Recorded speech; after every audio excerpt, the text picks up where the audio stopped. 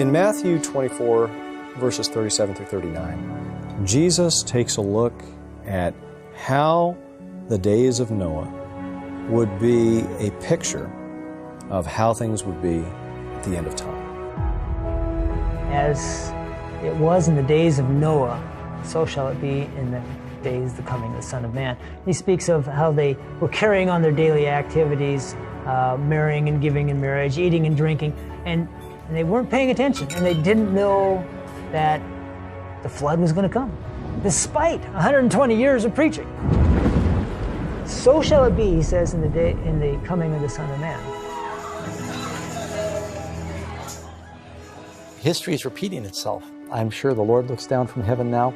Jesus said, as it was in the days of Noah, so will it be in the days of the Son of Man. And we're seeing that in the world today, the violence in the land, the selfishness, the self-worship that's out there. And I think it just is breaking the heart of God. Perhaps the single most important practical lesson to try and find the present-day application for is, what does it mean to get on the ark? We are living in the judgment hour. We're living in a final twilight in the world's history where we're standing on the threshold of eternity, and people need to realize these are awesome times, more so than any other time in history, because the sun is really going down on the world's probation, and now is the time when people need to prepare to meet their God.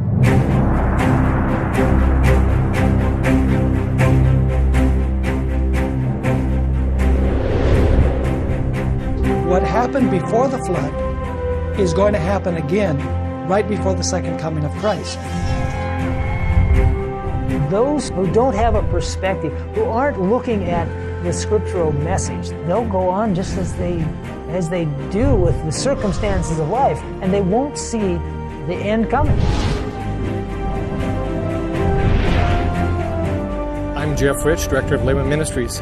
What you're about to witness will be unlike anything that you've ever seen before. Not only are we going to investigate the flood story, but we'll trace the roots of evolution and show how it's influenced Western society. And most importantly, we'll take a look at how the story of Noah helps explain the pages of Bible prophecy. This is the story of Noah and the flood like you've never seen before.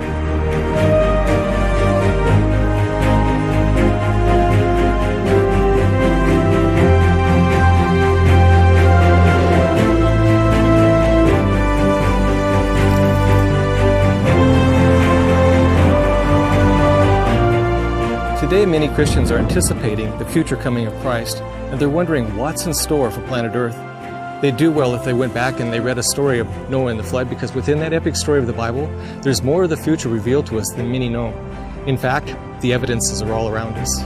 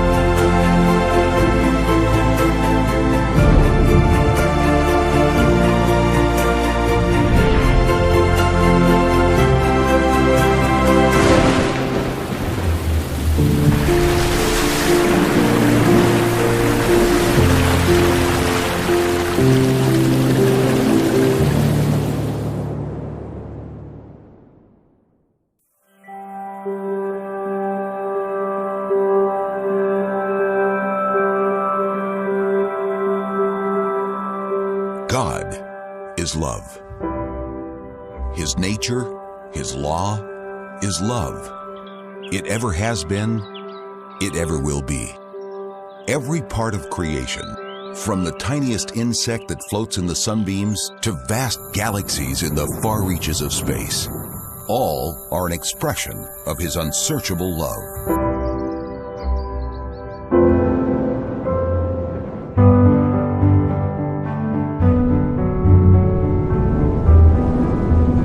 There's no doubt whatsoever that the world before the flood spoke about the love of God. Everything was absolutely beautiful. His love was expressed in anything and everything that you wanted to look at. From the smallest single cell life form to the most complex being in that of Adam that he had created. Everything was perfect. If we could be transported back to find out what was the world like before the flood, you really need to think almost about it was like a different planet. They were surrounded by an abundance of food.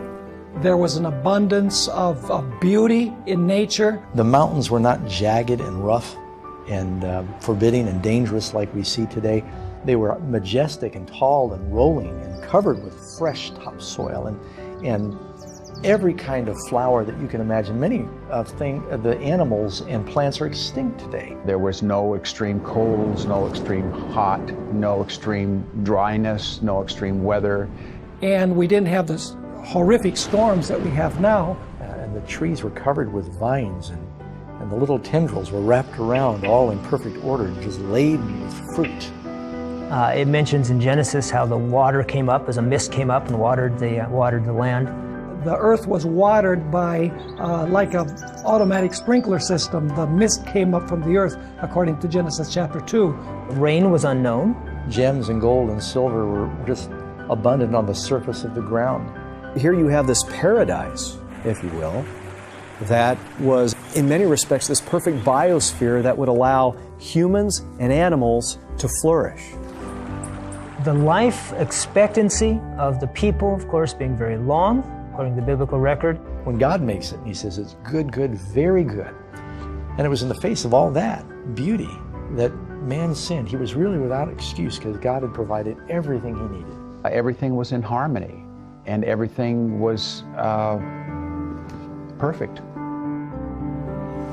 It's obvious when we look around us that we do not live in a perfect world. In fact, this planet is really not even very friendly towards human habitation when you consider that over 70% of the earth is covered with water. Add to that the fact that there are cold, barren waste places, vast deserts, mountain chains. Well, either this planet's always been like this, or something happened that fundamentally changed the surface of the whole earth. What happened at the flood totally changed the geography of the world. These little tiny bits of nature that are broken, that reveal to us the true horror of sin. And what we're seeing in our world is the consequence of that. Man began to try to find happiness through selfishness and through sinfulness and wickedness. But God is so loving. He said, there's still people down there I can save. I want to save as many as I can. I'm going to give them a warning. If they have any threads of redeemable qualities left and they reach out, I'll save them. And so he created this ark. He created a vehicle through which they might be saved. And Noah, a messenger through which they might learn. God is warning us. God gives us prophetic insights for us to turn from them. It'll be disastrous, just as it was for those in Noah's day. The story of Noah and the flood are in many ways a literal demonstration of Revelation's prophecies. So come with us now as we open the prophecies of Revelation by going back to the days of Noah.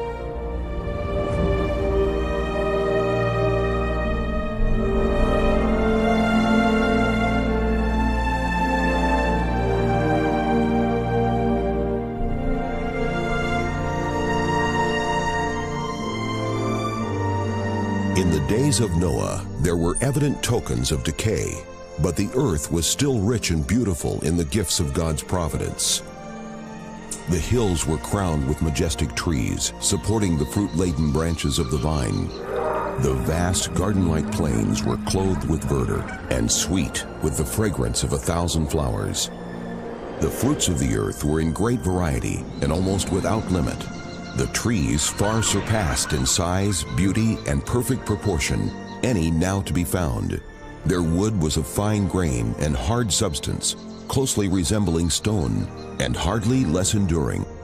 Gold, silver, and precious stones existed in abundance. The human race yet retained much of its early vigor, but a few generations had passed since Adam had access to the tree which was to prolong life, and man's existence was still measured by centuries.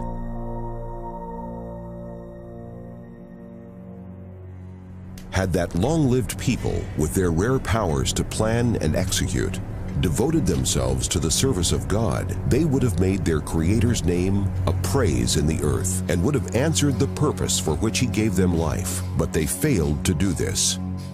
There were many giants, men of great stature and strength, renowned for wisdom, skillful in devising the most cunning and wonderful works, but their guilt to giving loose rein to iniquity was in proportion to their skill and mental ability.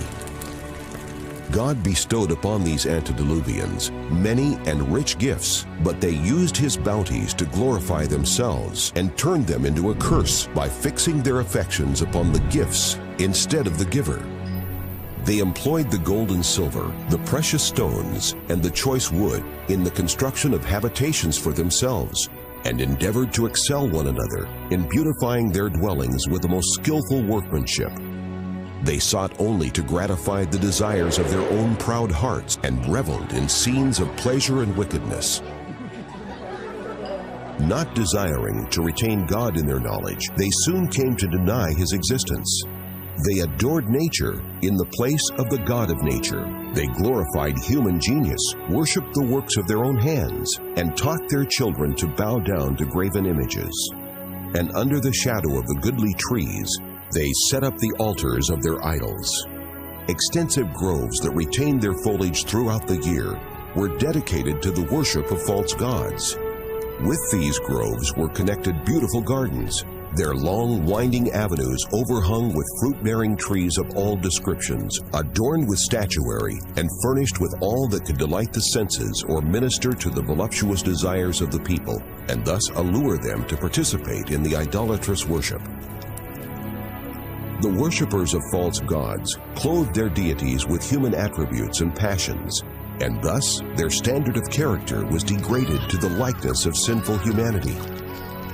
God saw that the wickedness of man was great in the earth, and that every imagination of the thoughts of his heart was only evil continually. The earth also was corrupt before God, and the earth was filled with violence. God had given men His commandments as a rule of life, but His law was transgressed, and every conceivable sin was the result. The wickedness of men was open and daring. Justice was trampled in the dust, and the cries of the oppressed reached unto heaven.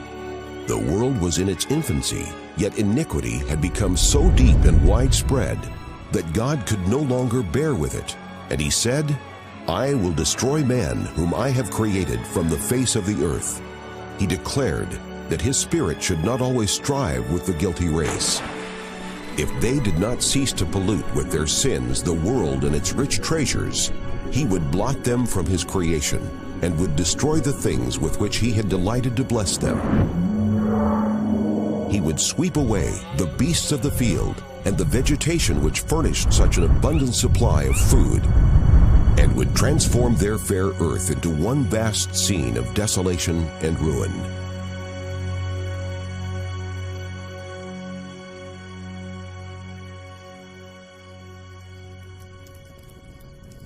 A 120 years before the flood, the Lord by a holy angel declared to Noah His purpose and directed him to build an ark. While building the ark, he was to preach that God would bring a flood of water upon the earth to destroy the wicked. Those who would believe the message and would prepare for that event by repentance and reformation should find pardon and be saved. God gave Noah the exact dimensions of the ark and explicit directions in regard to its construction in every particular. Human wisdom could not have devised a structure of so great strength and durability. God was the designer, and Noah the master builder. It was 3 stories high, with but one door, which was in the side. The light was admitted at the top, and the different apartments were so arranged that all were lighted. The material employed in the construction of the ark was the cypress or gopher wood, which would be untouched by decay for hundreds of years. The building of this immense structure was a slow and laborious process. Yet the ark itself could not have withstood the storm which was about to come upon the earth. God alone could preserve his servants upon the tempestuous waters. By faith, Noah, being warned of God of things not seen as yet, moved with fear, prepared an ark to the saving of his house, by the which he condemned the world and became heir of the righteousness which is by faith. While Noah was giving his warning message to the world, his works testified of his sincerity. It was thus that his faith was perfected and made evident. He gave the world an example of believing just what God says. All that he possessed, he invested in the ark. As he constructed that immense boat on dry ground, multitudes came from every direction to see the strange sight and to hear the earnest, fervent words of the singular preacher. Every blow struck upon the ark was a witness to the people. Yet they did not turn to God with true repentance. They were unwilling to renounce their sins. During the time that elapsed before the coming of the flood, their faith was tested, and they failed to endure the trial. Overcome by the prevailing unbelief, they finally joined their former associates in rejecting the solemn message. Some were deeply convicted and would have heeded the words of warning, but there were so many to jest and ridicule that they partook of the same spirit. The men of that generation were not all, in the fullest acceptance of the term, idolaters. Many professed to be worshipers of God. They claimed that their idols were representations of the deity, and that through them the people could obtain a clearer conception of the divine being. As they endeavored to represent God by material objects, their minds were blinded to his majesty and power.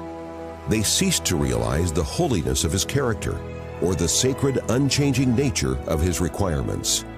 As sin became general, it appeared less and less sinful, and they finally declared that the divine law was no longer in force, that it was contrary to the character of God to punish transgression, and they denied that his judgments were to be visited upon the earth.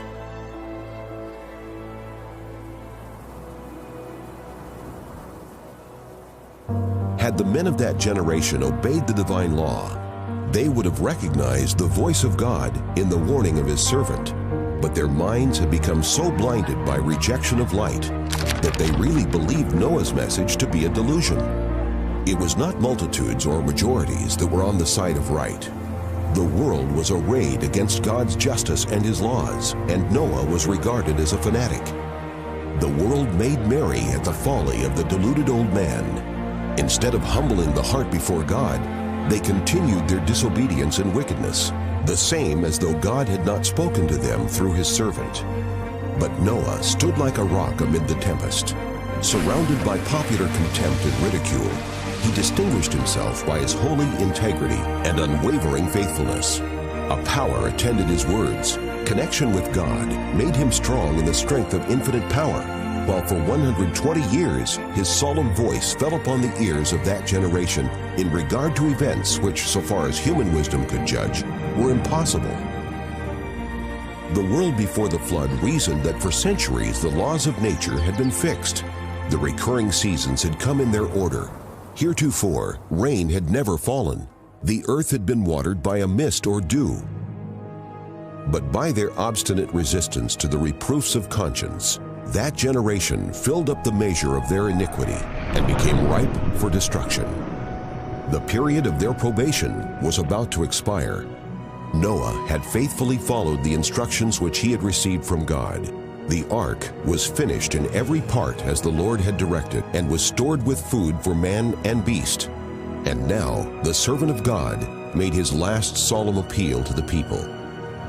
With an agony of desire that words cannot express, he entreated them to seek a refuge while it might be found.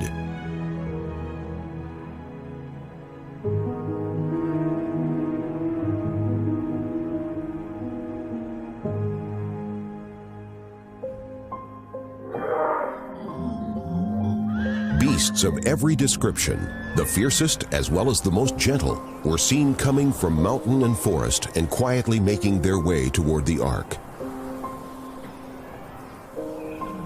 A noise as of a rushing wind was heard, and lo, Birds were flocking from all directions, their numbers darkening the heavens, and in perfect order they passed to the ark. Animals obeyed the command of God, while men were disobedient.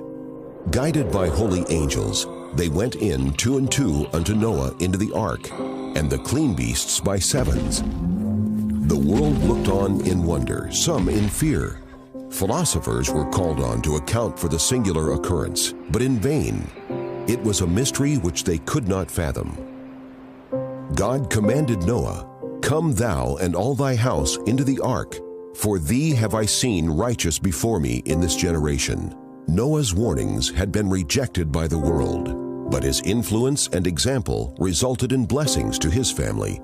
As a reward for his faithfulness and integrity, God saved all the members of his family with him.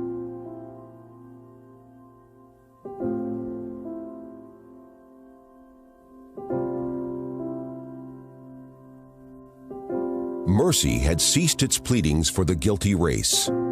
The beasts of the field and the birds of the air had entered the place of refuge. Noah and his household were within the ark, and the Lord shut him in. A flash of dazzling light is seen, and a cloud of glory more vivid than the lightning descends from heaven and hovers before the entrance of the ark. The massive door, which it was impossible for those within to close, was slowly swung to its place by unseen hands. Noah was shut in, and the rejectors of God's mercy were shut out. The seal of heaven was on that door. God had shut it, and God alone could open it. For 7 days after Noah and his family entered the ark, there appeared no sign of the coming storm. But upon the 8th day, dark clouds overspread the heavens. There followed the muttering of thunder and the flash of lightning. Soon, large drops of rain began to fall. The world had never witnessed anything like this, and the hearts of men were struck with fear. All were secretly inquiring, can it be that Noah was in the right and that the world is doomed to destruction? Darker and darker grew the heavens, and faster came the falling rain. The beasts were roaming about in wildest terror, and their discordant cries seemed to moan out their destiny and the fate of man. Then the fountains of the great deep were broken up, and the windows of heaven were opened. Water appeared to come from the clouds in mighty cataracts. Rivers broke away from their boundaries and overflowed the valleys. Jets of water burst from the earth with indescribable force, throwing massive rocks hundreds of feet into the air, and these, in falling, buried themselves deep in the ground. The altars on which human sacrifices had been offered were torn down, and the worshippers were made to tremble at the power of the living God, and to know that it was their corruption and idolatry which had called down their destruction. As the violence of the storm increased, trees, buildings, rocks, and earth were hurled in every direction. The terror of man and beast was beyond description. Above the roar of the tempest was heard the wailing of a people that had despised the authority of God. Others were frantic with fear, stretching their hands toward the ark and pleading for admittance. But their entreaties were in vain. Conscience was at last aroused to know that there is a God who ruleth in the heavens. Some, in their desperation, endeavored to break into the ark, but the firm-made structure withstood their efforts. Some clung to the ark until they were borne away by the surging waters, or their hold was broken by collision with rocks and trees. The massive ark trembled in every fiber as it was beaten by the merciless winds and flung from billow to billow. The cries of the beasts within expressed their fear and pain. But amid the warring elements, it continued to ride safely. Some of the people bound their children and themselves upon powerful animals, knowing that these were tenacious of life and would climb to the highest point to escape the rising waters. Some fastened themselves to lofty trees on the summit of hills or mountains. One spot after another that promised safety was abandoned.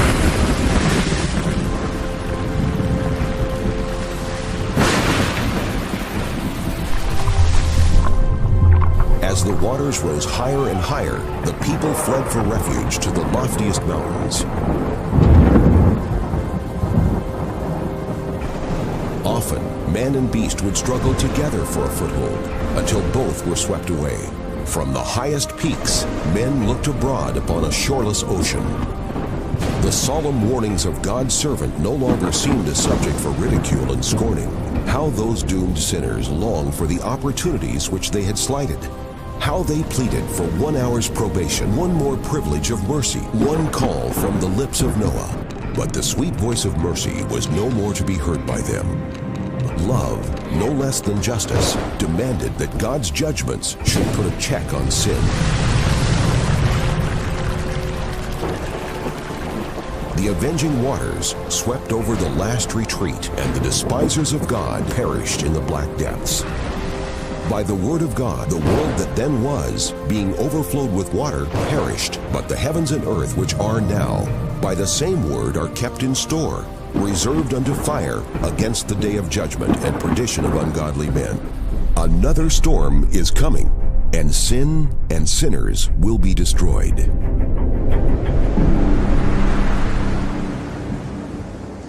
God is love, yet there's a limit as to how long he will endure evil. So we see that God sent a flood of water to wash away the evil of that age. But one question remains: could a worldwide catastrophe occur and not leave behind some evidence that it actually happened? The global flood is more than just a story written in a book. It's written into the earth itself.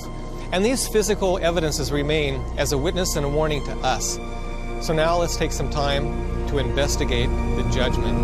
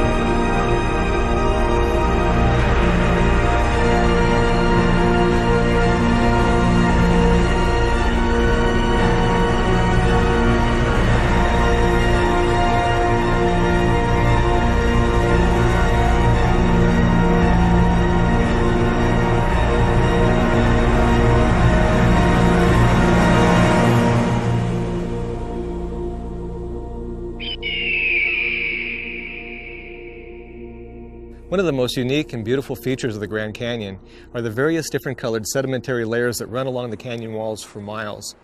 These layers are made up of sandstone and limestone, and that's what creates that rainbow in the rocks. It's one of the things that makes the Grand Canyon so awesome to look at. But not only are these layers unique to the Grand Canyon, they give us our greatest clue on how the canyon was formed. The rock layers that we see everywhere on the earth are generally in layers. The sedimentary rocks are almost all deposited by water. We see the rock layers consist of turbidites, washed in material, and with the catastrophism that was going on, you would have turbiditic action and the washing in of material. So water brings mud or sand or even coarser materials, carries it and deposits it in a layer. That's typically how the rocks in the geologic column form. And then there are different kinds of sediments, so they end up making rocks that look very different, right on top of each other. But there's the question of this one layer formed, and then how much time passed until the next layer came on top of it.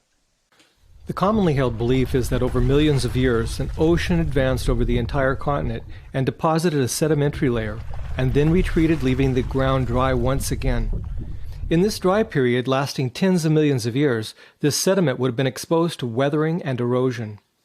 And if it just sits there without being covered up fairly quickly, then a lot of things happen. Plants grow on it, roots go down through it, animals burrow through it. Flowing water will carve channels and gullies through it. And so it doesn't just stay undisturbed. Tens of millions of years of weathering and erosion would create an enormous amount of uneven terrain between these two layers, such as hills and valleys, but this is not what we see. There's little variation between these layers. They're extremely flat. And these time spans that supposedly occurred between two layers can be 10 million years, it can be 15 million, it can be up to 150 million years, like you see in one place in the Grand Canyon, in deposits in the Grand Canyon. You'd expect a lot of erosion then. In fact, so much erosion that the whole record should be gone a long time ago. Average rates of erosion are about 61 millimeters per 1,000 years. With the same rate of erosion of 61 millimeters per 1,000 years, we should not be looking for 300 feet of erosion, not 3,000 feet of erosion, but 30,020 feet of erosion over a period of 150 million years. All the sedimentary layers in the Grand Canyon combined should have eroded 6 times over, and yet these layers are flat, telling us that these layers were deposited rapidly in quick succession. So is it realistic to think that 150 million years passed and nothing happened to this layer? It was not eroded out into serious gullies, and it looks much more likely that there wasn't that time in between those different layers. The weather is always changing, and the surface of the earth is always changing with it. Thunderstorms, floods, hurricanes, earthquakes, and wind, among other factors, are always changing and sculpturing the surface of our planet. These elements are always depositing sediment or eroding sediment, resulting in irregular surfaces. If you have time, then you're going to have change. So when we look at the contact points between these layers of sediment and see no evidence of erosion and no evidence of deposition, this idea that millions of years went by and nothing happened to the surface, it just doesn't add up. These are turbidite layers, often graded coarse to fine, which defies uniformitarian principles. It had to be rapid deposition. When you have a gap of 100 million years, you have a couple miles of erosion. Yet you look at the gap and it's flat. If it had taken a lot of time, you should have irregular erosion at the gaps. So the erosional feature is saying, oh, hey, short time, not long time. The flatness of the layers and so on tells you about a past that's entirely different, and this is the kind of data that you'd expect from the Genesis flood. Millions of years worth of erosion is missing because it was never there. This is what the rocks are telling us. But erosion is not the only thing missing. In fact, entire layers of sediment representing tens of millions of years are also missing.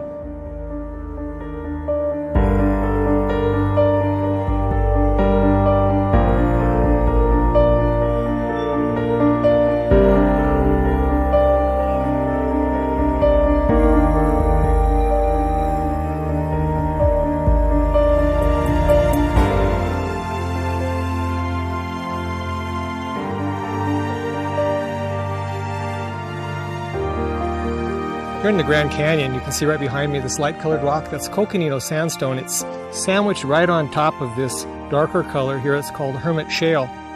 There's a layer of sediment missing between the coconino sandstone and the hermit shale called the Schnebly Hill Formation. Here we can see the lighter-colored coconino sandstone, and sitting beneath that is the Schnebly Hill Formation that was missing from the Grand Canyon. Beneath the Schnebly Hill Formation is the Hermit Shale, though somewhat obscured by the vegetation in the valley. This is the Schnebly Hill Formation. It's more than 800 feet of rock, which is said to represent about 6 million years. And the problem that science has is that it cannot just remove that rock layer, because in the mind of the modern geologist, each rock layer is associated with time. So removing a rock layer means you've removed a block of time. So the solution to them would be, well, the bottom layers formed, the missing ones must have been there because the time was there, but here in this area there must have been a period of erosion that took them away to the previous layer, thus not leaving a trace, and then the next one was deposited on top. The problem with that is that the contact is absolutely flat, like one glass sheet on top of another one, leaving no evidence of those erosional features which would show deep leaching, washout, any one of those scenarios. They're not there. Why are they a challenge to the long geologic ages? Because there is no erosion there. The Schnebly Hill Formation is missing from between these two layers, and there's no evidence of any erosion. This tells us that there was little or no time between the formation of these layers, and that they were deposited rapidly in a catastrophic event. This is why the Schnebly Hill Formation is missing in between these layers in the Grand Canyon, and is seen yet in another location only 90 miles away. So the Grand Canyon is a beautiful geological example of catastrophism, and defies modern theories as to how these unconformities came about. Here is the red wall limestone sitting on top of the mauve limestone. Between these two layers, we should see the Temple Butte Formation, representing up to 155 million years of time. Instead, it's completely missing. There's no evidence of the 5.8 miles of erosion we would expect to see over this period of time. There's no evidence of erosion, no evidence of deposition, just a flat contact. But you can't have an area of 30 or 40, 50,000 square kilometers that have a flat surface that sits there for 100 million years. 100 million years, after all, is enough time to erode North America down from its current elevation to base level to sea level 6-7 times. And here the contact between the red wall limestone and the mauve limestone is flat, telling us that there was little or no passage of time between their formation. The 150 million years missing from between these two layers does not conform to the geological column, and for this reason, a sign has been placed here by the Park Service, marking it as yet another unconformity.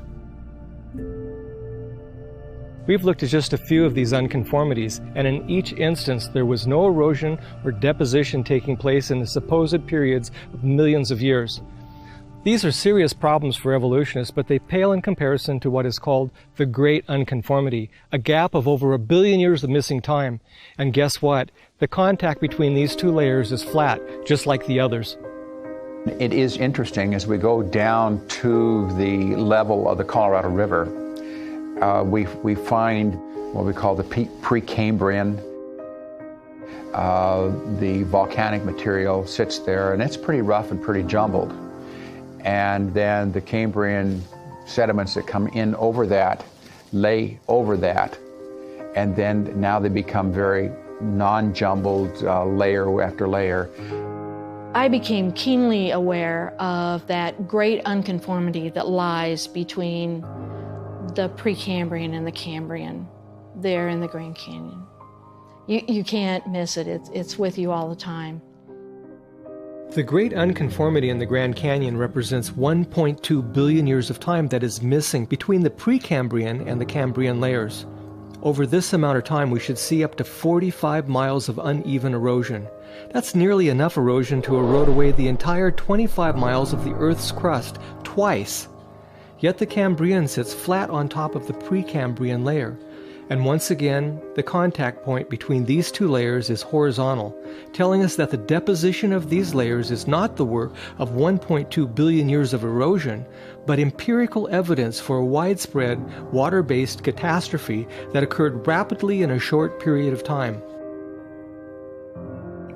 Then you come to the Cambrian layer, and all of a sudden things change dramatically.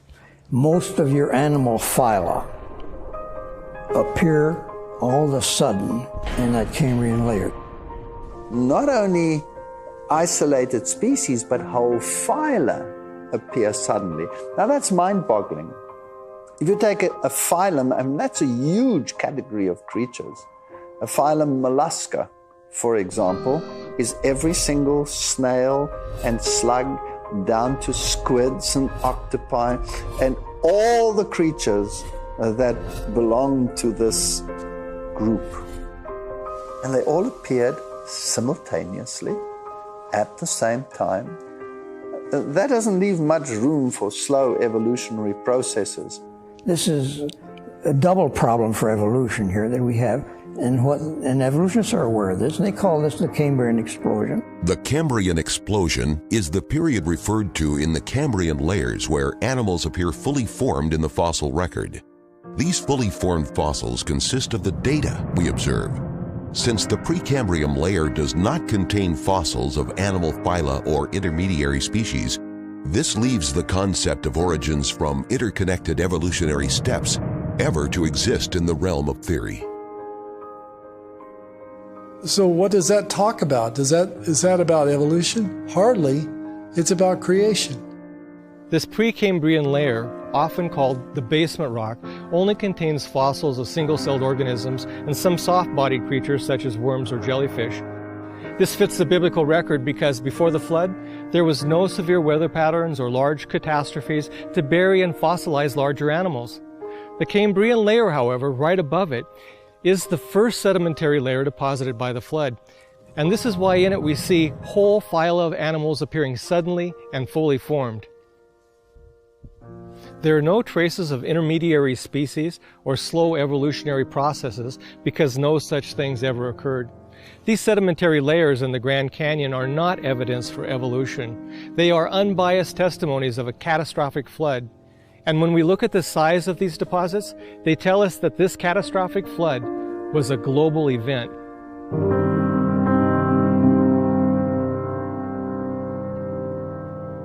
The Grand Canyon is there, and you can see the layers on the side of it, but all those layers go hundreds of miles up through Arizona and Utah and Wyoming and Montana and even into Canada, the same layers. The Tapete sandstone at the bottom of the Grand Canyon was the first layer deposited by the flood. It spans all the way from Mexico up across North America and even into Greenland. The Morrison Formation covers 400,000 square miles from New Mexico to Canada, and the St. Peter's sandstone covered approximately 500,000 square miles. When I thought about looking at those layers the way they are, they're all flat. There are no cuts between them. Not only are the layers themselves laid down rapidly, but there's not millions of years between them for erosion. The lack of erosion between the sedimentary layers in the Grand Canyon shows they were deposited rapidly in a catastrophe. But the fact that these layers extend for hundreds of miles, spanning several states and even up into Canada, shows the scale of the catastrophe was much larger than anything the world has witnessed in modern times.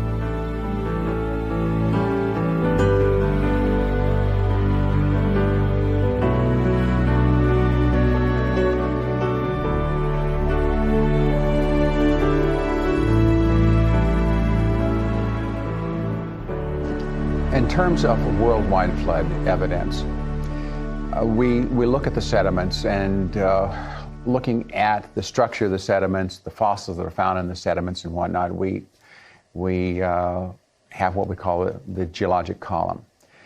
And we find the Cambrian, the Ordovician, the Silurian, the Devonian, the Carboniferous, and the Permian. Those are just some of the major structures that we see. We can find those in the United States. We can go over to Europe, and guess what? We find the same sequences. We go to Asia, we find the same sequences. We go to Australia, we find the same sequences. Not only do we find the same sequences and structure and content, but also the fossil content. To me, this says something had to happen worldwide, if not simultaneously, awfully close to simultaneously, for all of this to happen and all of the sedimentary structures to come down. I try to focus on those things in the record that make us aware of the global aspect of the flood. For example, what we call the Cretaceous chalks that are found all over the world. When a chalk layer is deposited in water, and it's the calcium carbonate skeletons of foraminifera, marine organisms, and you have masses of these creatures. And you have this layer, and it spreads continent-wide to continent to continent. And it can only be deposited underwater. And therefore, the whole world must have been underwater at the same time. This is such compelling evidence for a universal flood that you have to really, really stretch the imagination to make it a periodic incursion or regression. And those are just one of the kinds of deposits that tell us you had things happening on a worldwide scale, because you have chalk in a number of parts of the world, all at the very same place in the geologic record. We will find that they sit on an iron-containing sand that we call glauconitic sandstone. And we'll find the glauconitic sandstone in England. We can find the same structures here in the United States, in Alabama, and that area. We can find them in Australia. And guess what? They're all sitting on glauconitic sandstones. They all have the same types of fossils. The whole business, it's there, but it's evidence that there was continuity across the world. I'm here at the south rim of the Grand Canyon at an elevation of 7,200 feet above sea level. I'm currently standing on what is called the Kaibab Limestone Formation. This sedimentary rock is found all over Nevada, Utah, Arizona, and even as far away as the state of California.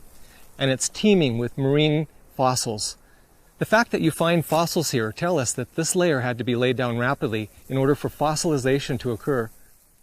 There are certain kinds of limestone formation, characteristic limestone formations you find in the Grand Canyon and other areas in the Paleozoic. And you find those in Europe and in Asia and other parts of the world. You find these limestones very typical of being global in their distribution. As you go up the record, there are things that are characteristic here that are around the world. You go up a little higher, you have different things that are characteristic around the world. You go up a little higher and you have other features of the rocks that are characteristic around the world. And we could go on. And there are many examples of this. And so why are those things so global? I think it's best explained by a global catastrophe. The widespread distribution of chalk and other sedimentary layers is consistent with what we would expect to see in a worldwide catastrophe. But the fossils themselves, which is often thought to be evidence for evolution, are in reality further evidence for the Genesis flood story. Finding the same fossils in the same layers worldwide, to me, is another strong salient point that there was a global flood, a global phenomenon. And when we look at the fossil record, we will find smaller, less complex fossils at the bottom. And as we traverse up the geologic column, we will find larger and larger complexity. And this has led many people to believe that there is an evolutionary progression from simple to complex in the fossil record. Actually, there's no such thing. There's no such thing as a simple animal. Every animal, every creature ever found is highly complex. And a lot of people talk about those as the first appearances of life. I would like to propose that we're looking not as a record of life, but as a record of death. It's the first appearance of the preservation of things that are dying. We have this complex aqueous destruction, the flood, occurring. And as these sediments are settling, they are also settling and trapping the life forms as they die. Simple to more complex to more complex. Obviously, if you're going to cover an environment with a turbidite, that which lives at the bottom will be buried at the bottom. That which swims at a higher level will be buried at a higher level. That which is on the top will be found on the top. And this is exactly what we find. You find fish that are fossilized in their position of swim, sometimes with food in their mouth. That's instantaneous. Fossils are only created when they're rapidly buried. In order to have rapid burial, you need to have a catastrophe. A mudslide from heavy rain or a flood can cause such a condition. The fact that there's so many fossils found all over the world and in the same layers is evidence of rapid burial on a global scale. Another strong giveaway that this was the result of a global flood is the fact that many of these animals have been washed together by strong currents into what is called fossil graveyards.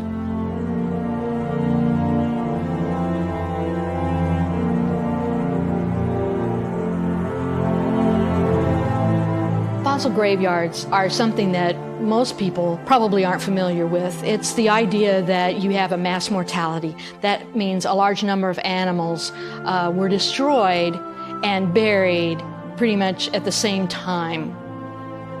And probably the most popular of these types of deposits are the dinosaurs. But there are areas of concentration, which have always made me wonder. Let's look at what the sediments were doing. Maybe this is a low area and these things were being washed in and deposited in kind of little low areas and concentrated in that way by waters that were moving these bodies. We find things like this all over the globe. For example, there are layers in central Utah where there are brachiopods. Brachiopods are like clams. There are, I don't know, billions of these organisms that make up these layers. That's a fossil graveyard. It's unconscionably high count of fossils. I'm working on a bone bed in Wyoming right now where we have the remains of 10,000 or more dinosaurs. It certainly speaks of catastrophe. You don't get bone beds formed without catastrophes. We found out in our deposit, at least, the bones are not as we would expect them to be if a bunch of animals had died over a period of time. Instead, the bones are all disarticulated and they're sorted according to the size. So we have big bones at the bottom and little bones on top. And the only way you could get that to happen is if you transported the whole mass of bones as a debris flow very rapidly into deeper water, and the bones sorted themselves as they traveled. If you take the Karoo Basin, I mean, it's massive. And the dinosaurs and the creatures are orientated in the direction of stream flow.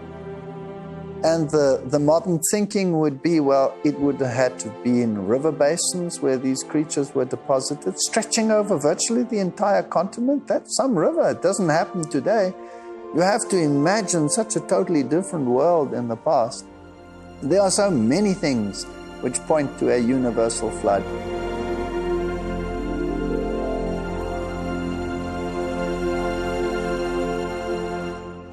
The violent forces of the flood washed thousands of animals into large areas where they later became fossilized. However, under different conditions, the same plant and animal debris turned into coal.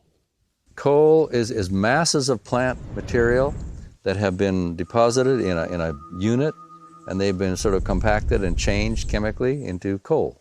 Coal deposits can be very extensive. They can be very thick, up to 1,000 feet thick for individual bed. We find it in these very flat seams that have usually very sharp tops and bottoms to them and so on, which is not the way plants normally grow. This looks transported, obviously water deposited. You find marine organisms in coal fields, which are terrestrial deposits. This belies any story that would contradict the biblical scenario. We find massive amounts of coal. We have, over in Wyoming, we have millions and millions of tons of coal. In Australia, we have millions and millions of tons of coal. In Europe, we have back in Pennsylvania and all these sorts of things. And they cover thousands of square miles. And you find the same kind of coal deposits, the same place in the geologic record, widespread in Europe, going over into Russia, and we could go on. The widespread distribution of these coal beds is global in nature, and irregardless of their location, these coal beds also appear in the same place in the geological column, which shows they were deposited at the same time. Therefore, logic necessitates the conclusion that the formation of these coal beds is the result of a water-based catastrophe that occurred globally about the same time. It's estimated that 2 to 3 feet of vegetation is required to form 1 foot of coal. Some coal beds are more than 100 feet thick, which would require more than 200 to 300 feet of vegetation while covering an area of tens of thousands of square miles. When scientists look at the amount of coal we have on Earth today, they realize there's no way all the vegetation on the planet could produce that amount of coal, and I agree. The difference is they believe the coal formed is millions of years worth of accumulated vegetation. But the Bible tells us that the earth before the flood was a lush green planet. It's not implausible to have this come from just the vegetation that existed just before the flood. Many scientists, for example, believe that the firmament in its construction allowed the earth to be under a little over 2 atmospheres of pressure. And these 2 atmospheres of pressure would engender significant growth. Where we now see vast deserts, mountain ranges, and frozen continents, there was once before the flood fertile land and vast forests unlike anything now seen. We find large amounts of oil in the deserts of the Middle East, a remnant of its former green landscape. And from drill cores in Antarctica, scientists have found the continent once was a tropical forest covered with palm trees. The vast forests buried in the earth at the time of the flood, which have now since changed to coal and oil, formed the extensive deposits that we see today. These evidences are among many that testify of God's love for man in the creation of a beautiful, lush, green planet, one that was destroyed by a global water-based catastrophe as recorded in the Bible. The flood is the event that harmonizes what we see in geology in terms of a recent creation by God, which was in just 6 days, a few thousand years ago, as described in the Bible.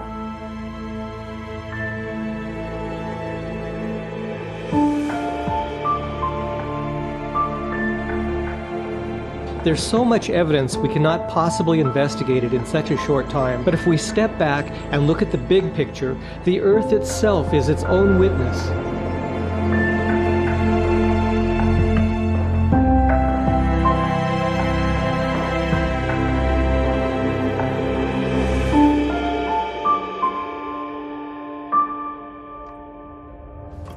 We saw how the flat, horizontal, sedimentary layers in the Grand Canyon with no erosion between them testify to the fact that these layers were laid down rapidly and not over millions of years. We saw the size of this catastrophe had to be at least as large as some of the layers they formed, which are larger than some continents, affirming its global impact. We saw how hundreds of millions or even billions of years of expected deposition or erosion is completely missing between these sedimentary layers, showing that what we see does not conform to the evolutionary model. We saw in the first sedimentary layer containing animal fossils that they were found fully formed, not in incremental evolutionary steps. We see how the existence of fossils in these layers is evidence of rapid burial, as some fish fossils are found with food in their mouths or in positions of swim. We saw how massive fossil graveyards are strong evidence that thousands of dead animals, fish, mammals, and even birds were all washed together and deposited in lowlands where they were buried and fossilized. We saw how the massive coal and oil deposits found today could only be formed by compressed vegetation from a lush green earth that was destroyed and buried. We saw how the Cretaceous chalk layer formed by the flood covers every continent as one would expect from a global catastrophe. When we sit back and look at our planet, what do we see? The Earth itself tells us it was once decimated by a global water-based catastrophe.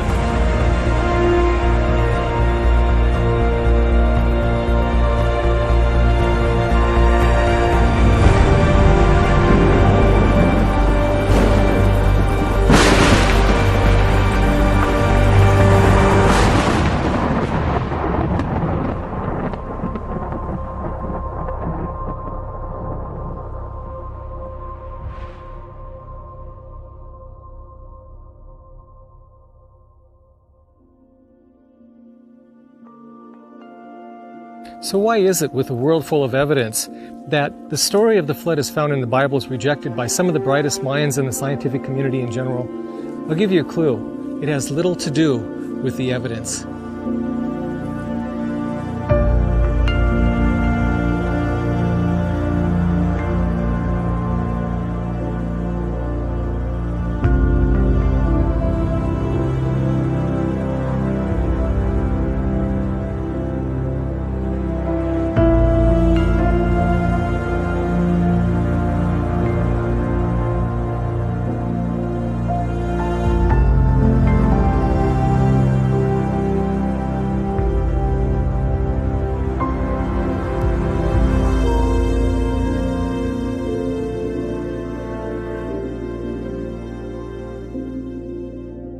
The Bible gives us an explanation of history, that the earth and life were created perfect, and then it has changed because of sin. If that's true, why are so many scientists fully opposed to that point of view?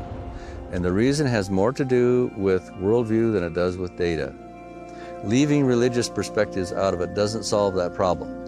Bias is not a religious problem, it's a human problem. No matter what we profess, whether we say, I'm a Christian and I reject evolutionary biology, or I'm an evolutionist and I reject Christianity, or if I'm someplace in the middle muddling around here, nonetheless, everything that we do, everything that we see, everything we say and understand, our entire worldview, the way we formulate our concepts, our thoughts of what we see and know in the world around us, are inalterably or unavoidably affected by these two views. And that worldview has a very strong influence on what we notice, on the kind of questions we ask. If you restrict the number of interpretations that you can put on the data with your worldview, then obviously that's going to restrict the kind of theories that you can come up with.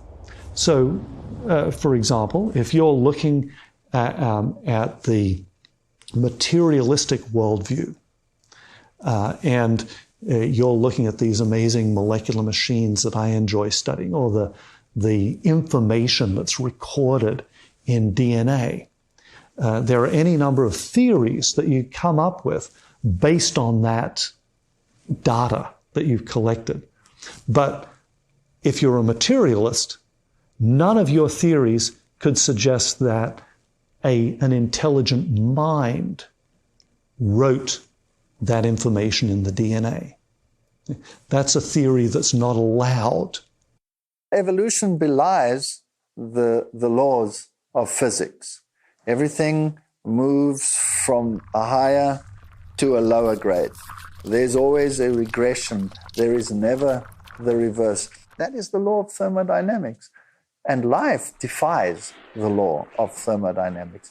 So here you have a theory which basically violates every single physical law, and yet it is one of the basic theories which is even enshrined in legislation. That's mind-boggling. Science is defined as a systematic enterprise that builds and organizes knowledge in the form of testable explanations and predictions about the universe. The problem evolution has is that it is not a testable explanation. Evolution necessitates that in some way, somehow, something that is not alive could by itself create something that is alive. This mysterious event has not been observed anywhere in nature or in the laboratory, and therefore it does not pass the scientific method, so it cannot be established as scientific fact. All life consists of DNA, which is very complex, organized information. The reason why natural processes cannot and will never produce life is because natural processes do not create or organize information. Organization requires intelligence, and where we see evidence of organization, we see evidence of God. Therefore, the most supreme revelation the study of science and the natural world can ever grant mankind is a discovery of the existence of the supernatural. In spite of this, the pride of human bias and man's commitment to a godless worldview still influences our courts and educational institutions, which, to this day, mandate by law evolution be taught as an infallible fact. People have asked me a question about why is it that science seems to be becoming more and more confident in their commitment to a completely evolutionary origin of life. Is that because we've got more data? Well, no, it really isn't. It's because there's becoming increasing confidence, increasing commitment to a worldview. And I think part of that is because of the political battles over what's going to be taught in public schools. When they say that you have to teach that, then you are basically saying, in my personal opinion, that every teacher has to be a liar. It's pretty obvious. Because he has to proclaim that which is a theory of modern science. When there are better theories to explain what we see, which are excluded, if they were to put them both before the students as a matter of comparison and choice, that would be fair. But the way in which it is today belies comprehension. You don't talk about God in textbooks, science textbooks, scientific articles, and so on. God is out of the picture. But what if God exists? This is no way to find truth. So that's how a worldview can constrict things. One of the things that I really appreciate about the biblical worldview that Christians embrace is that it's liberating. We can't say that all reality is only what I can see mechanistically and so on. There's nothing that tells us that that's all to reality. I prefer a broader approach. Well, let's include God and the possibilities here and look at the scientific data. And the scientific data tends to point us towards God. When you say, well, no, I'm not going to get involved with religion or the Bible because that's not science, I think you're being unnecessarily restrictive and you are eliminating the possibility of you investigating that which might be true.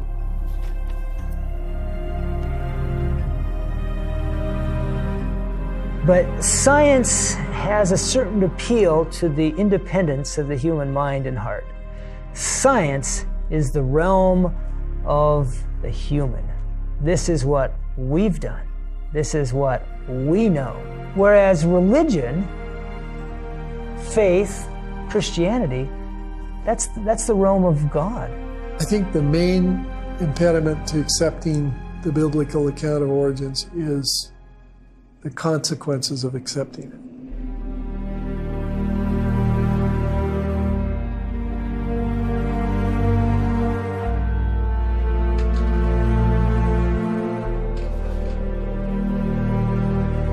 Now, the problem of bringing God into the discussion is that it inevitably brings back in the question of moral accountability. And to say that there is morality in an evolutionary paradigm is to fool yourself. You can't have a supreme being and lower beings without defining that relationship somehow. And intuitively, we recognize that that's a moral law. And we may not look very good examined in that light. And so to escape the concept of judgment, to escape the concept of moral accountability, there's a natural tendency to want to forget the Creator. And consequently, things like the story of the flood, the evidences that are still visible on the earth, these are things that maybe subconsciously at times we're pretty happy to find an alternative explanation. We're comfortable moving away from the idea of moral accountability. Eliminating moral accountability meant rewriting the history of the world, and this is exactly what happened. A new worldview was adopted, in particular a worldview that did not include the history of the flood, thus trying to eliminate God's judgment and therefore any moral accountability. But how could such a dramatically different worldview catch on? Well, the perfect opportunity arose towards the end of the Dark Ages.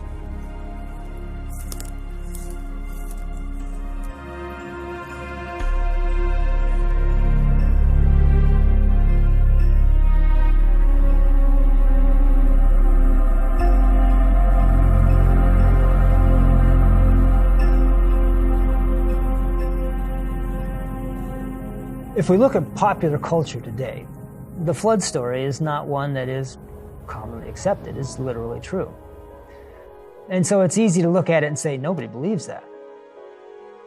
Well, that sort of begs the question a little bit, what about the last few thousand years? And the answer is, everybody believed it. In fact, the universal flood story has been noted time after time in cultures scattered around the world.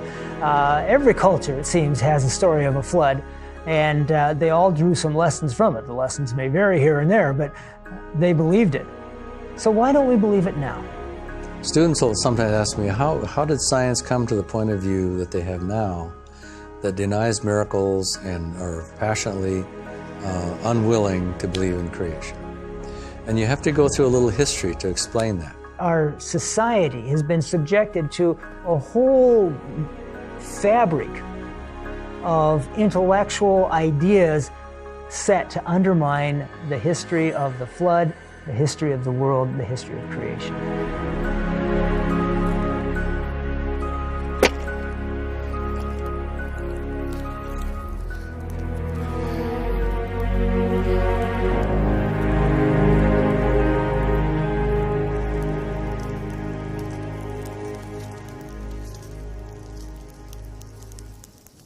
The entire surface of the earth had been changed by a water-based catastrophe, and this overwhelming evidence can't be erased or removed, so in the minds of those that rejected the flood story, it needed to be reinterpreted. And this is how it happened. All during the Middle Ages, some factors in society were very autocratic and dogmatic and persecuting people, making life very hard for people, suppressing them. And what were those agencies that were doing that? Well, it was governments and the church. One of the greatest things that man wants to have over man is power. In the Middle Ages, the church ruled the world. So during the Dark Ages, the medieval time period, for 1,500 years, you had this nearly monolithic, universal, well, throughout Europe anyhow, rule of the Catholic Church. One of the arenas of conflict in the developing new freedom of thought with the existing structures of the Catholic Church over the last 1,500 years was, of course, the area of science. And the stories are fairly well known of all these scientists, from Galileo to Newton to Copernicus to Francis Bacon, who came into conflict with the church. Probably Galileo is the one that is most famous. He promoted the heliocentric, or the sun at the center and all the little planets going around. But the church didn't like that for a variety of philosophical reasons. To have the earth at the center was important philosophically. That was a mark of the perfection of God's creation. And to have the idea kicked around that the earth wasn't where we thought it was, and that these other planets weren't going in perfect circles, that wasn't popular. So Galileo was called up by the Inquisition, placed under house arrest, threatened with serious punishment, possibly death. We use that story now, unfortunately, many times to create an unworkable antagonism between Christianity and science. And that's not what ought to be learned from that lesson. Because when we look at the teachings of the church through the Dark Ages, in many cases, it's not what the Bible says. The world had been subjected to a very rigid religious thinking. And anything that was slightly out of that tight box was regarded as contra truth, contra God, contra Bible, and had to be eradicated by force and by inquisition and by death penalty. And you came finally to a point in history where the people were tired of that. They were weary of it. The church was losing its credibility because of that, because of the way they had treated people. The people were tired of the way governments had treated them. And This led to a movement among scholars to move away from authority from any of these autocratic agencies. And the view of God was one of this wrathful deity who was lurking in the woods just waiting for the transgressor to put a foot wrong. And the kings ruled not of love but out of greed, controlled not out of love but out of fear, including the church. In seeing the abuse of power that had prevailed over Europe, they utterly rejected the Catholic Church, which of course in their mind meant that they utterly rejected Christianity. And so that gave rise to a more atheistic-minded society. And the mindset of man says, well, what was the restricting force? The restricting force to any mind expansion was God. And therefore, let's get rid of him. Let's get rid of God so that we can grow intellectually. And that's what they did in the French Revolution. Instead of holding the masses in blind submission to her dogmas, Rome's work resulted in making them infidels and revolutionists. They regarded her greed and cruelty as the fruit of the Bible, and they would have none of it. Rome had misrepresented the character of God, and now men rejected both the Bible and its author. This led to the French Revolution, and ultimately, the complete removal of the Church's power it had maintained over the people for more than 1,000 years.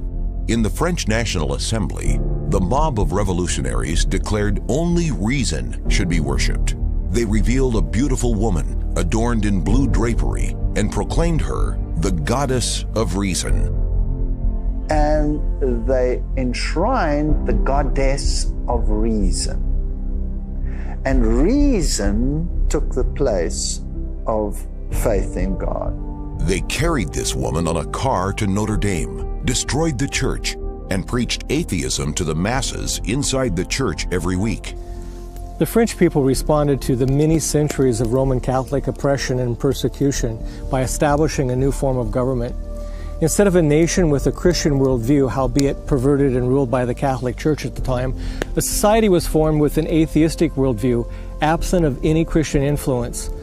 And this was called the Age of Enlightenment. They didn't want to have anything else to do with God. They saw that God was tyrannical. People were forced to believe. And so now, let's remove God from the equation altogether. And that's what happened in the French Revolution. We moved from a God-centered environment to a reason-based environment.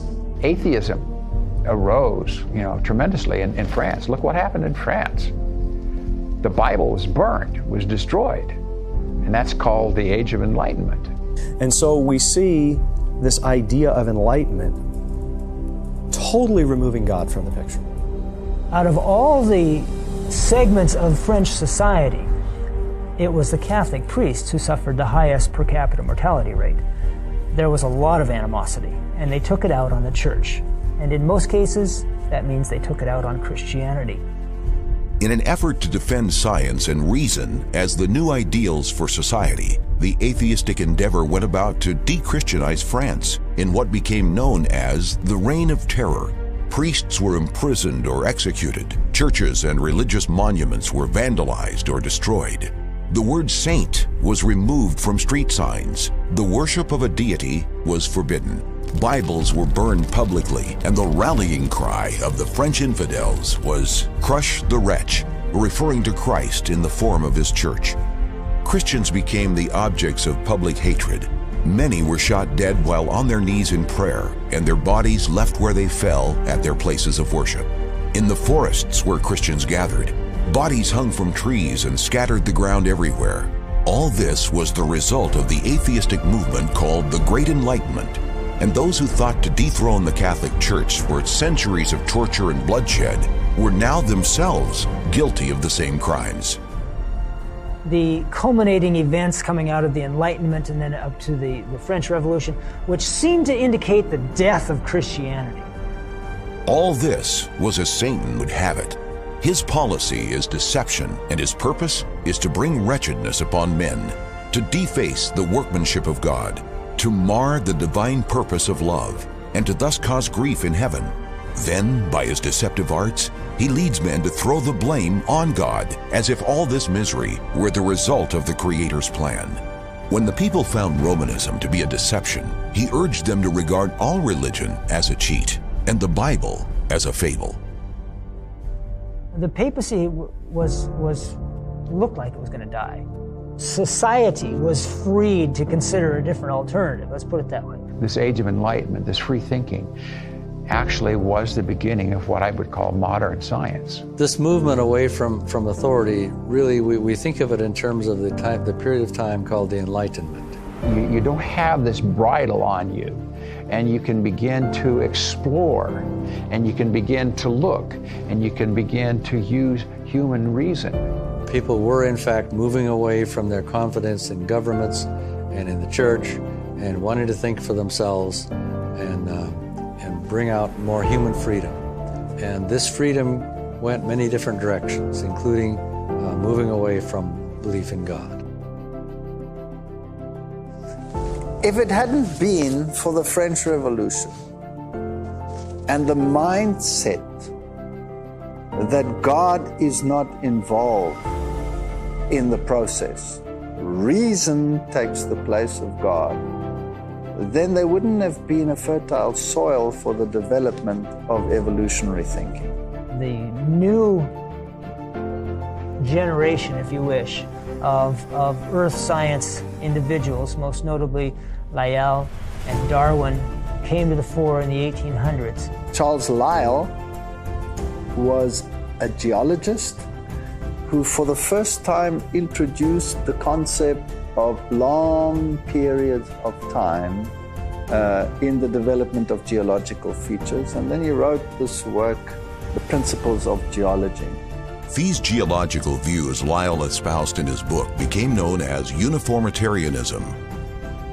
Uniformitarianism is the belief that things as they unfold and happen today were no different from what they were in the past. So if something takes a very long time to develop today, it must have taken a very long time in the past. Uniformitarianism is the basis for believing in the millions of years of time so critical to the theory of evolution. The widespread acceptance of the principle behind uniformitarianism was foretold in the Bible to be one of the prevailing reasons why people at the end of time would deny both creation and the global flood. There shall come a time in the last days, scoffers, walking after their own lusts, and saying, "Where is the promise of his coming? For since the fathers fell asleep, all things continue as they were from the beginning of the creation." This is what uniformitarianism teaches, that all things have continued at the same rate since the beginning.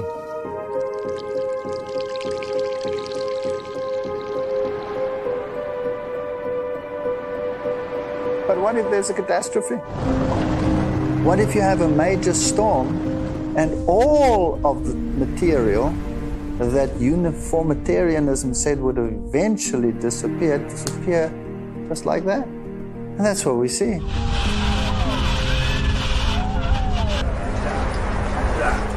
The view that things have remained the same since the beginning of creation is a philosophy God warned would characterize a belief system in the last days.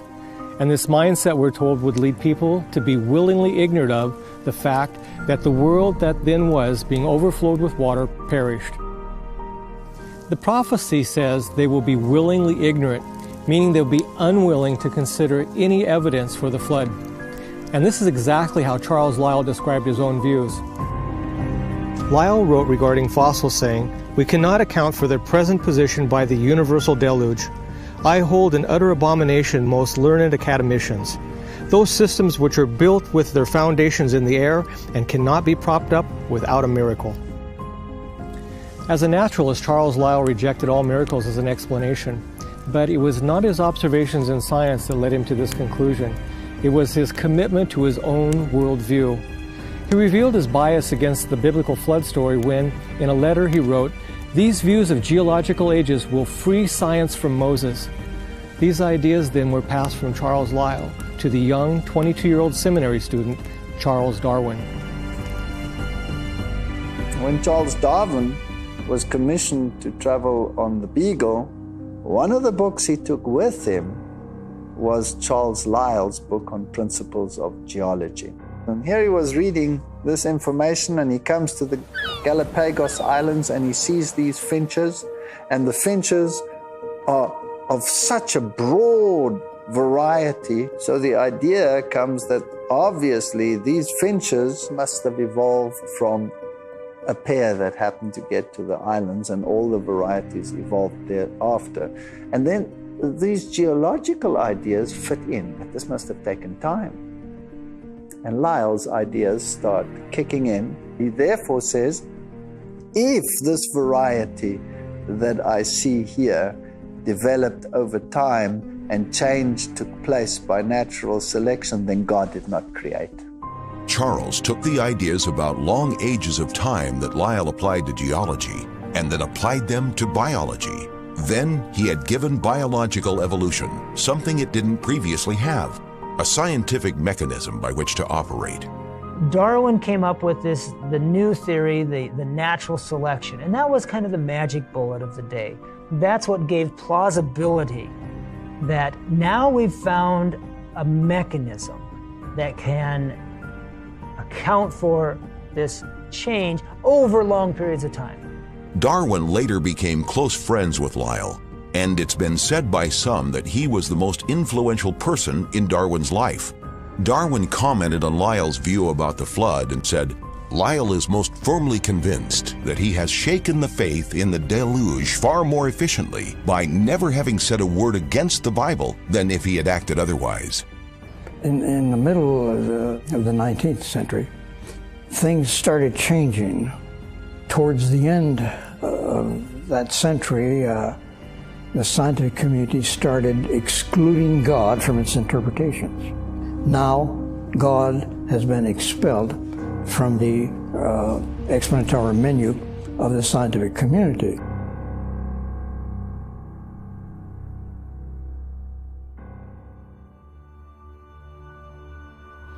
The theory of evolution has become the foundation of our global society today, and the catastrophic results of such a belief can be seen everywhere, in the denial of moral accountability, in the denial of God, and therefore the denial of the flood. But perhaps more than any other belief, evolution has pushed our society closer to the magnitude of the wickedness that existed in the days of Noah. And God saw that the wickedness of man was great in the earth, and that every imagination of the thoughts of his heart was only evil continually. Wickedness and evil is how God defined the thoughts of man before the flood. This is all the more applicable to us when we consider what the Bible has to say about the thoughts of the wicked. The wicked, through the pride of his countenance, will not seek after God. God is not in all his thoughts. And the Bible says that God is not in all his thoughts. What is really being said is God is not in any of his thoughts. The wickedness that was great in the earth in the days of Noah was a godless society that did not seek after him nor think of him. With this in mind, we can see a direct fulfillment in Jesus' prophecy that as it was in the days of Noah, so shall it also be in the days of the coming of the Son of Man. Take it home for the touchdown!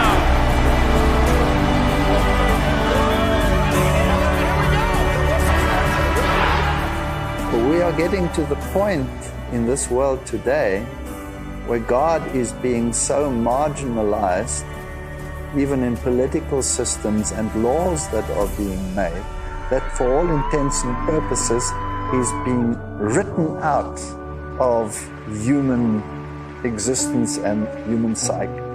So we're at the same point today. Some of the things that were happening before the flood, in particular, the Bible tells us that the land was full of violence. And people evidently were not only guilty of committing violence, it sounds like they were entertained by violence, which is something that's going on in the world today. And a lot of sophisticated and kind people would just be shocked at the idea they would be guilty of murder, but they don't think twice about being entertained by watching other people commit murder. Same thing with the law of adultery. People who say, I would never commit adultery, but they're entertained by watching. And the Bible talks about it's not just those that do them, but those that have pleasure in those that do them.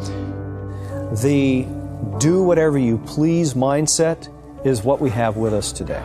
The loss of integrity of the Word of God began in the late 1700s and into the 1800s. The rise of evolution took away the sense of God as our creator, that we have a creator, that we have a personal God, and that there is judgment. If you believe in evolution, it's absurd to believe in a judgment. But if we do not believe that God had the flood in the beginning, why am I going to believe that He's going to destroy the world by fire? Doesn't make sense. So if I can get you to deny the flood, then basically I've got a leg up on you in denying the eternal destruction of the world as we know it. As our global culture moves away from the idea of moral absolutes, and our culture shuns the need for a standard of morality, we see suffering, crime, and misery increasing proportionally until life itself's not respected. As things continue to get worse in our world, it becomes all the more apparent why a judgment of justice is necessary, and why it was necessary in the days of Noah. Evil had perpetuated itself to such an extent that there was no solution anymore. It would have continued at that rate forever and ever and ever, which would mean a universe of eternal misery. Who would want to live in a universe like that for all eternity? If you look at parents at their children's graves and the agony and the pain that is associated with that, there must be a judgment. And so God set a limit. And before all mankind should have been engulfed in this, and no witness remain to the love of God and the original intent of creation, to live in peace and harmony and love together with God, then there would have been nothing left to continue the story about the love of God. So God had to intervene. God is loving, God is patient.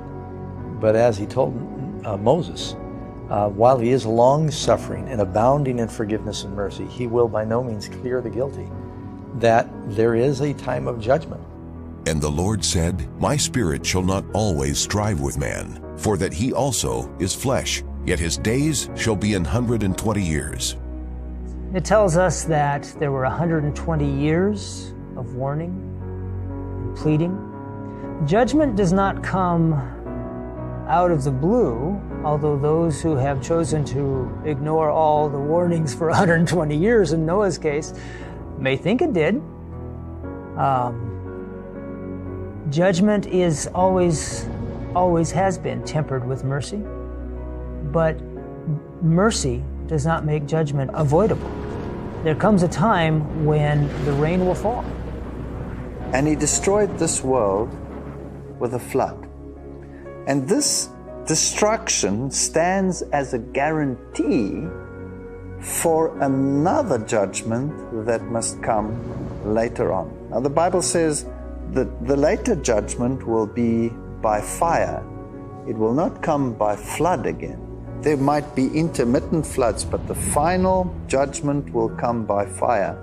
Whereby the world that then was, being overflowed with water, perished. But the heavens and the earth, which are now, by the same word are kept in store, reserved unto fire against the day of judgment and perdition of ungodly men. The world was baptized by water in the days of Noah. 2 Peter 3 says it will be baptized by fire when the Lord returns. And then He's going to make a new heaven and a new earth. So the earth is born again, you might say, after it goes through this water baptism from Noah's time, but He protected Noah and his family. It's going to be baptized with fire at the second coming, but He will once again protect His people. So the same message that we have here in the Genesis account must be preached at the end of time as well.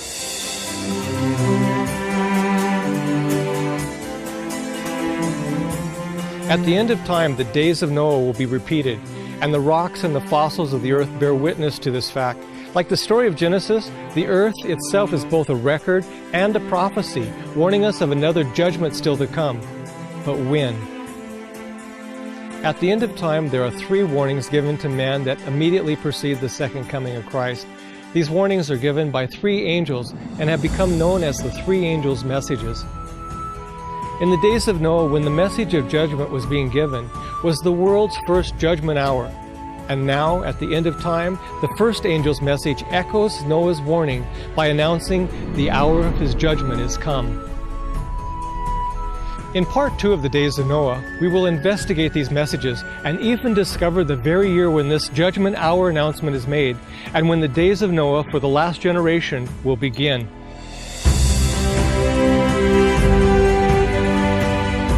The story of the ark basically parallels the 3 angels' messages. The 3 angels' messages of Revelation 14 are God's last message to the world. It is an end-time message, and it is a message that actually prepares the world for the coming of Christ. Noah followed God's instructions in the preparation of the ark, and we will see how the 3 angels' messages point us back to an ancient structure of God's design that reveals the instructions God's people are to follow in preparation for His second coming at the end of time. The first angel's message points us to truth. The second angel's message points us to the counterfeit. And the third angel's message says choose. And Noah called the people to a choice. Choose. Make your decision, but know that these decisions are final. An hour of judgment is coming. People are being warned in advance because God loves man and He wants to save them. And God will once again see the wickedness of man and say that the thoughts of his heart and mind are only evil continually. And He will once again bring judgment. So it's a message of warning, it's a message of love, but it's a message also that there's impending judgment.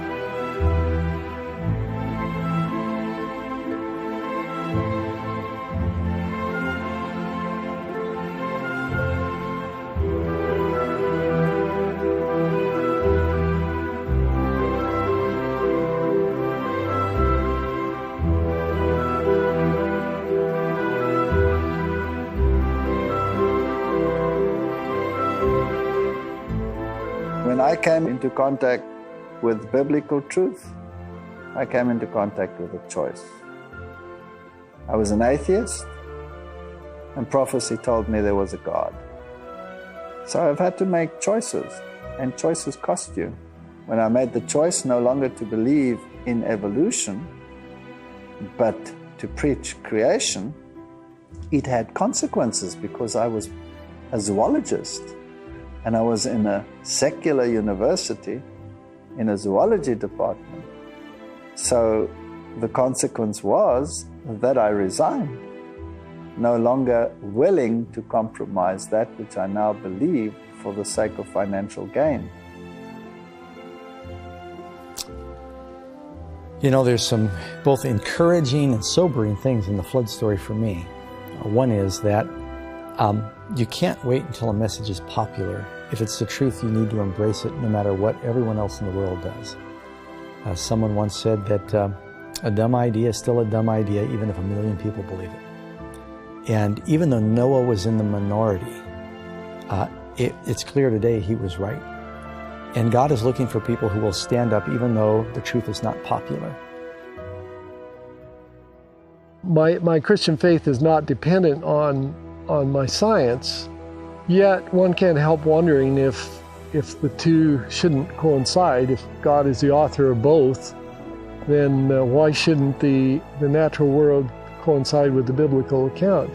I'm looking to see if we can't do good science and make breakthroughs in our understanding of the world around us by using the Bible as a starting point. So it has encouraged me. It has certainly developed confidence in God's Word, and for that I'm grateful.